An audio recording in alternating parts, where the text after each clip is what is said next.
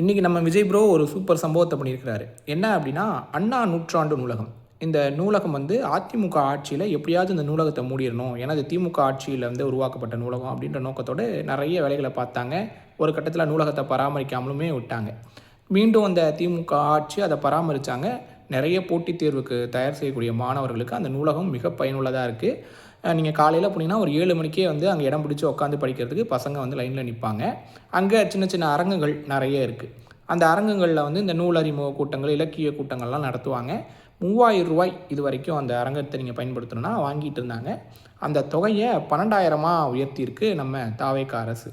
கம்மியான தொகையில் இந்த மாதிரி அறிவுசார் நிகழ்ச்சிகளை நடத்துவதற்கு அந்த நிகழ்ச்சி ஏற்பாட்டாளர்களே பணத்தை திரட்டி போட்டு தான் நிகழ்ச்சிகளை நடத்துவாங்க.